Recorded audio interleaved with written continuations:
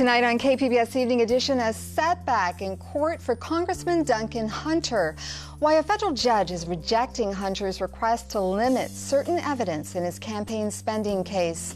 A new phase of California's gas tax is in effect. We'll tell you what drivers need to know about this latest increase. I was shocked because he always seemed super buttoned up, so it definitely changed my perception of him. And a local doctor is under scrutiny after he's accused of using dirty needles on children. But this isn't the first time he's been investigated by the state. KPBS Evening Edition starts right now.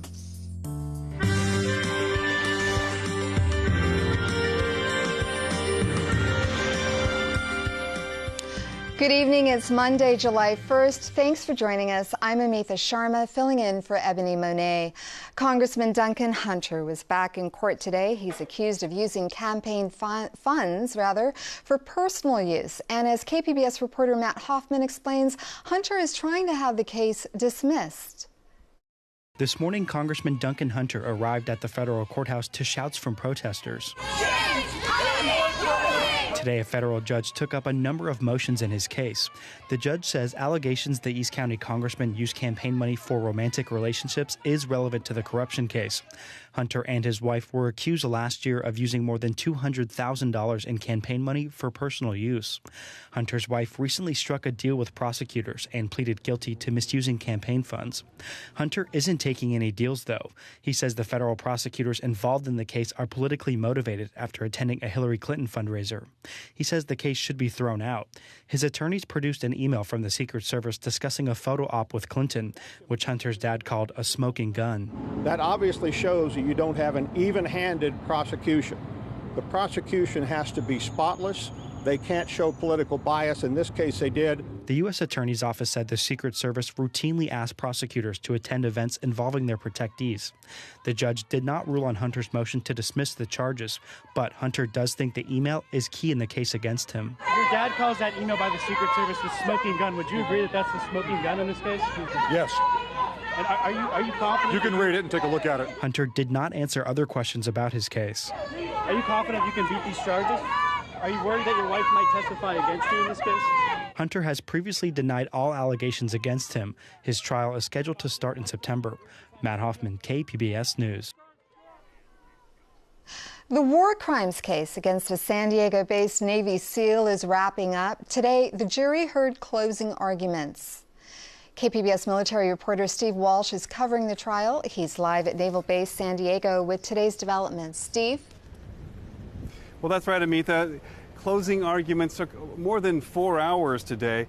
It's a good time to kind of go over what Gallagher faces here. These are 7 counts. They're called war crimes because they happened on the battlefield, including murder for the wounded detainee, 2 counts of attempted murder for shooting an elderly man and a young woman, then willful discharge of a firearm related to shooting into crowds of civilians, also wrongfully posing with a dead body, and retaliation against members of his own platoon who were set to testify. Also a charge of obstruction of justice. So in the closing arguments, prosecutors used the photo of Gallagher posing with the wounded or the dead ISIS fighter with the caption that he sent over text messages saying, "Good story, got him with my hunting knife." Now, the defense argued that these are junior SEALs who are out to get their more experienced commander. He called them entitled young SEALs, led by Chief Craig Miller and a group calling itself the Sewing Circle. They pressed one another for evidence until more serious allegations emerged almost a year after they returned back from Iraq. Now, the jury of 7 will have to decide who is telling the truth. We have 2 SEALs who say Gallagher stabbed this wounded detainee, and then a Marine raider who says he saw no stab wounds. The case didn't go into the jury until 3:45 this afternoon, so we're not expecting a verdict tonight. So we probably will not hear the answer to whether or not Gallagher is guilty or innocent until sometime Tuesday. Reporting from Naval Base San Diego, Steve Walsh, KPBS News. KPBS military reporter Steve Walsh at Naval Base San Diego, thank you. If you bought gas today, you might have noticed the higher prices. The second phase of a gas tax approved by voters in 2017 just took effect. KPBS reporter John Carroll has reaction from drivers. Amitha, the price at the pump jumped nearly 6 cents today. The increase brings the state's total gas tax to 47.3 cents a gallon, and that means California now has the highest gas taxes in the country. The increase is thanks to a tax voters approved a couple of years ago to raise about $5 billion a year for road and infrastructure repairs, along with investments in mass transit. As of last week, Californians were paying an average of $3.75 a gallon. That's more than $1 higher than the national average. Drivers we spoke to at this Chevron station in Del Cerro were not happy. I think that any increase in price to gas is going to hurt anybody who commutes to work. It's probably going to impact summer travel. No, I feel like California has some of the highest taxes in the nation, and yet our roads are still terrible. So charging me more, and I'm already paying more than everybody else in the country, I don't feel like they're very good stewards of what we're giving them.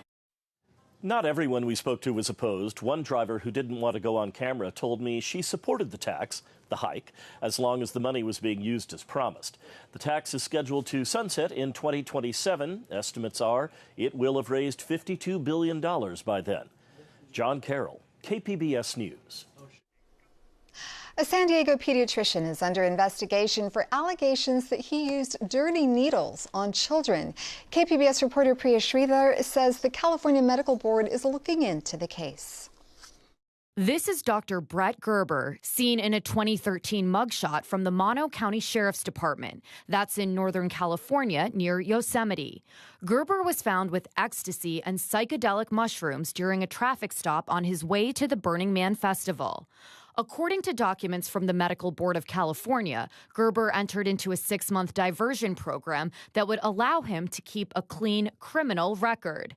But it did have an impact on his medical career. Gerber was investigated by the State Medical Board and placed on a 2-year probation that required him to undergo random drug testing and to stay out of trouble. Carolyn Olstad took her oldest son to Dr. Gerber from 2010 to 2012 before he was caught with the drugs. I was shocked because he always seemed super buttoned up, so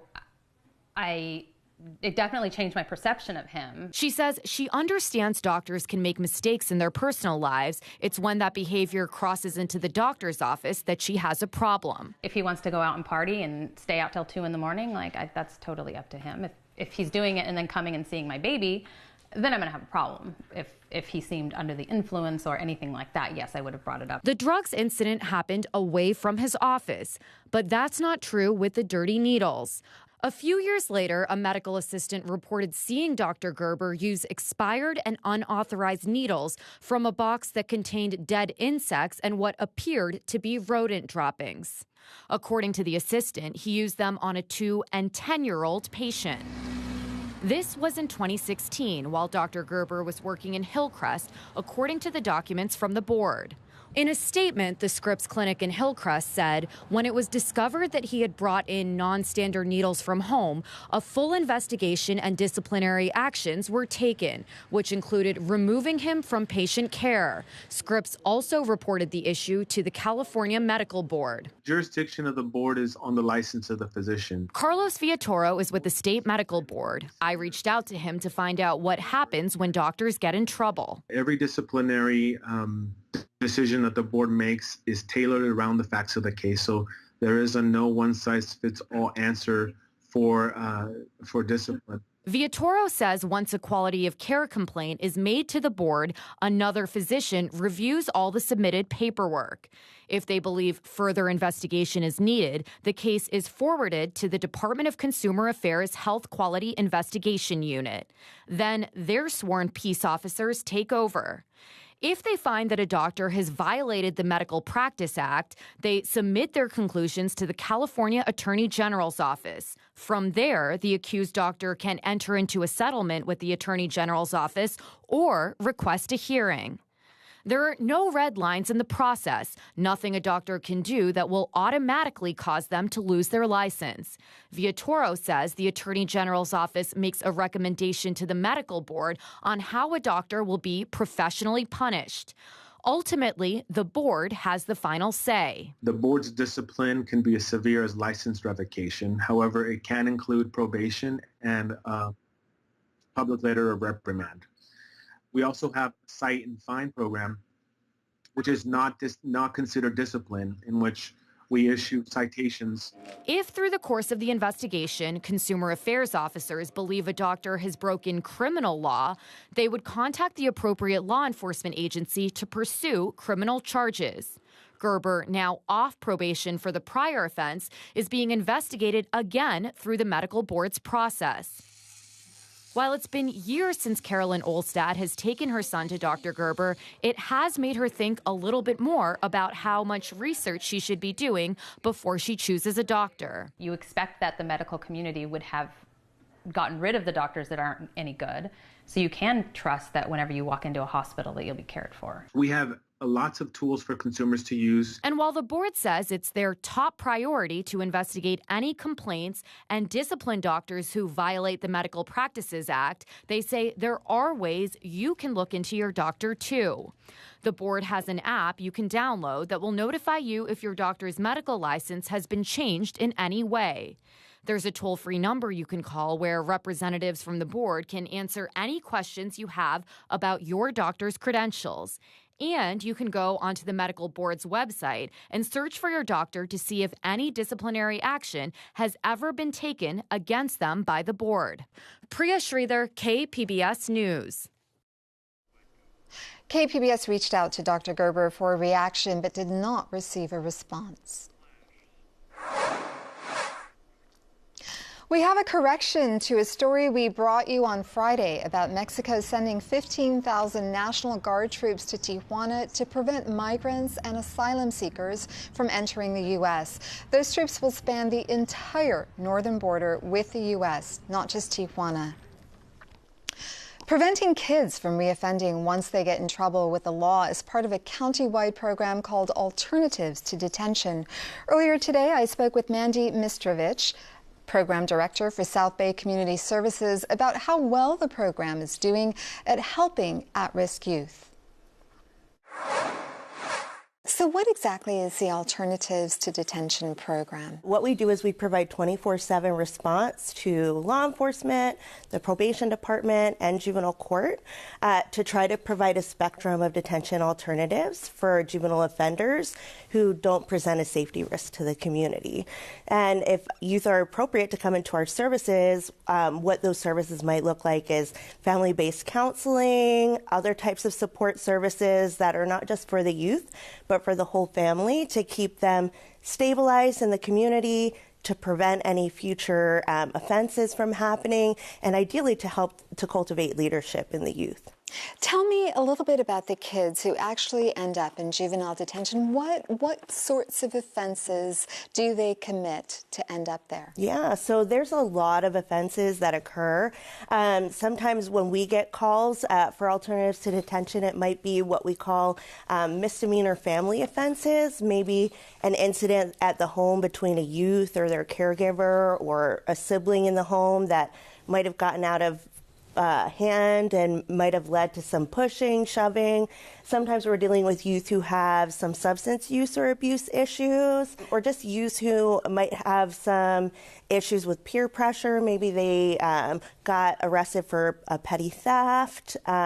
So we see a lot of different things that happen with these youth, I think, but the key is that they really are a lot of times getting in trouble for the first time. They have a lot of strengths that they bring to the table.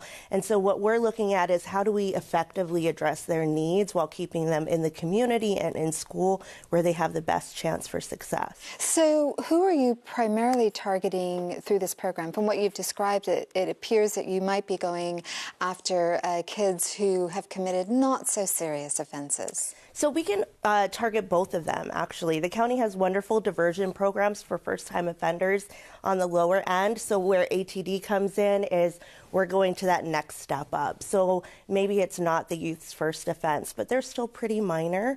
Or maybe it is the first time they're in trouble, but due to the fact that maybe there's a victim in the home, that's why the arresting department might not necessarily feel comfortable just leaving them at home immediately at the time of the offense.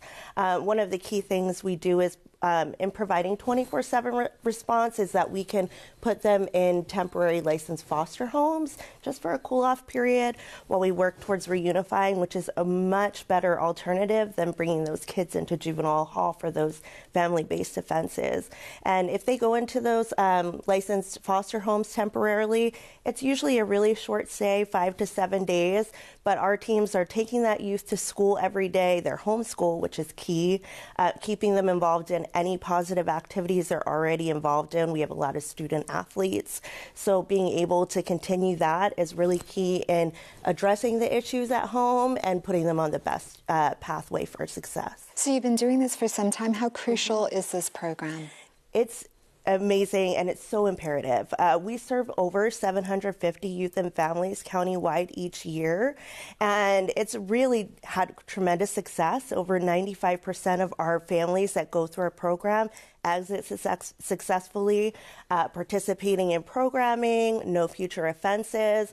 We also have independent evaluators through SANDAG that run 6-month checks afterwards. We're still seeing over 95% of our youth being successful 6 months after they leave the program, not having any future offenses. So we're really creating positive change in the communities. Obviously, serving 750 youth and families a year, it's a big need, but we're helping to keep them successful while we're decreasing our juvenile detention population, which is huge because we're really trying to create a better society for the future, too, with these youth. So the 5%, though, who are being missed somehow or not responding, what do you think the missing link might be there? You know, it can be multiple things. Sometimes people just aren't ready for change. Sometimes they might need an even higher level of, for instance, substance abuse treatment. We are really creative, and what's great about our network of providers, even though our agency oversees it countywide, we're really a strong partnership. All of our community-based organizations who are countywide providers have other contracts for higher intensive services if needed. So if they are a youth who recidivates, who ATD isn't quite meeting the needs, we can work collaboratively with the probation department, with juvenile court, and within some of our other programs and resources to try to continue to help that family. So it's not like, oh, if they get in trouble, we're just closing the door and saying goodbye. We're very invested in continuing to try to support that youth and family. Mandy Mistrovich, thanks so much for talking to us today. You're welcome. I'm William Brangham. Tonight on the NewsHour, we are on the ground in Hong Kong as protests move from the streets to occupy the legislative building. Coming up at 7, right after Evening Edition on KPBS. It's going to feel a lot like summer, with sunshine expected throughout the week. Erin Calandra has details in tonight's forecast. Well, I hope you are enjoying your day. As far as weather, pretty nice today. It is going to get cooler than it has been, but temperatures will be right around average. Taking a look at the satellite and radar, well, there is nothing going on here. It has been a quiet day, and that's really the case for much of California, even moving into the deserts. Not much precipitation here. It is just sunny and dry. For tonight, 63 degrees. You'll notice those increasing clouds in the morning. Of course, we have that marine layer. By the afternoon, breaking up, and we get lots of sunshine here. So for tonight in Oceanside, 60 degrees. In El Cajon at 61, and Ramona 53 degrees. In Borrego Springs, we'll see a low tonight of 75, staying pretty pleasant. Tomorrow, though, we are cooking at 106, and Ramona at 87 degrees. Oceanside 75, and San Diego, again, cooler than it has been at 72, but that is right around on target for where we should be. It's going to be cloudier in the morning with that sunshine sunshine in the afternoon. And that's how we're going to stay this whole entire week. Very seasonable conditions, the jet stream cruising way to the north of us. Unfortunately for the East Coast and also to the north and down into the deep south, we are going to see some showers and storms popping up and just in time for the 4th of July, but we won't have to deal with that here. We have sunshine on Thursday, a high of 73 degrees, perfect for a barbecue along the coast. For the weekend, staying dry and in those low 70s. Inland will reach 80 degrees on the 4th of July, so perhaps a dip in the pool. And we are staying sunny and dry this whole week, mostly in the 80s. In the deserts, we are cruising through the 100s. Stay hydrated, put on that sunblock, and make sure you take time to cool off. And in the mountains, comfortable in the 70s with sunny skies each day. For KPBS News, I'm Erin Calandra. Back to you. Pride in politics. This year marks 50 years since the Stonewall riots launched the gay rights movement. As we look ahead to 2020, CNN reporter Kyung La looks at the presidential hopefuls and their history on LGBT issues. It's probably going to happen in a few minutes. A short walk through San Francisco City Hall. The information on this marriage license is true and correct to the best of your knowledge? I do. Ended a 9-year journey for Chris Perry and Sandy Steer. Today, we witness not only the joining of Chris and Sandy, but the realization of their dream. The first same-sex couple to marry after a historic 2013 Supreme Court decision. Oh my God. We saw Kamala Harris run to greet us. She was full of energy and smiling and embracing us and saying, "Congratulations, this is going to be the best day ever." By virtue of the power and authority. Then California's Attorney General, she officiated their wedding. I now declare you spouses for life. Believing it was unconstitutional, Harris had chosen not to defend Proposition 8, the state's law prohibiting same-sex marriage. Any day that justice is delayed, I would suggest justice is denied. And helped forge the legal path to this moment. Had she defended that law, what would have happened to marriage equality in this country? We would not have had her marry us. She played a pivotal role. From longtime equality supporters like Harris. And to Chasten, my love.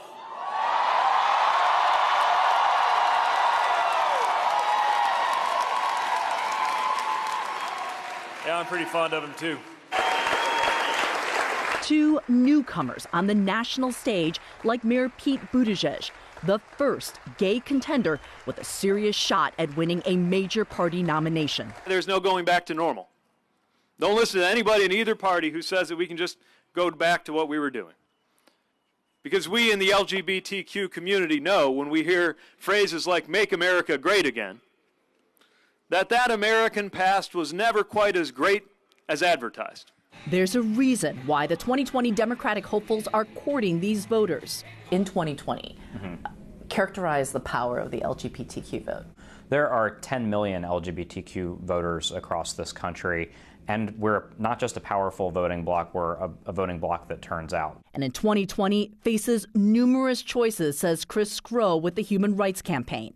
One after the other, the candidates have spoken before the nation's largest LGBT advocacy group, talking about their records, digging deep to stand out. Nearly every single one of them on the Democratic side stands for equality, speaks out consistently for equality. That is remarkable. It shows how far we have come as a country. Joe Biden represents a part of that evolution. In 2012, Biden jumped ahead of President Obama on marriage equality on national television. I am absolutely comfortable with the fact that men marrying men, women marrying women, and heterosexual men and women marrying women all are entitled to the same exact rights, all the civil rights, all the civil liberties. Staunch backers of Bernie Sanders say his support dates back to the early 70s.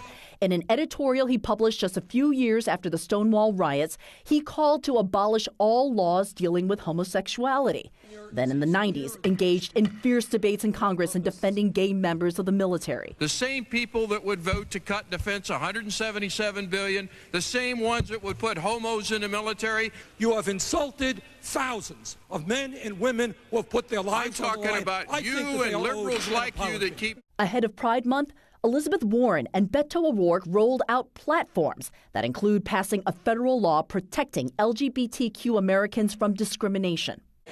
A measure Kirsten Gillibrand also supports, often stumping with LGBTQ voters. Gillibrand highlights her plans, rolling back Trump administration restrictions on transgendered troops serving in the military and halting taxpayer-funded adoption centers from discriminating against gay couples.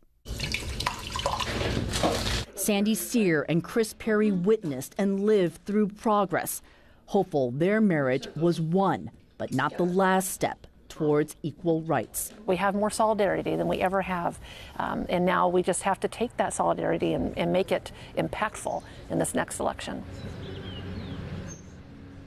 That was Kyung La reporting. While the official Pride Month just wrapped up, San Diego's events are just getting started, with the Pride Parade happening July 13th. Here's a look at what we're working on for tomorrow in the KPBS newsroom. New rules for electric scooters and dockless bikes on Morning Edition. We'll tell you about the changes in San Diego for riders and companies. And on Midday Edition, an Imperial Beach company is awarded a global prize in its work to reduce climate change, how its work is protecting ecosystems in Baja California. You can find tonight's stories on our website, kpbs.org/evening edition. Thank you for joining us and have a great evening.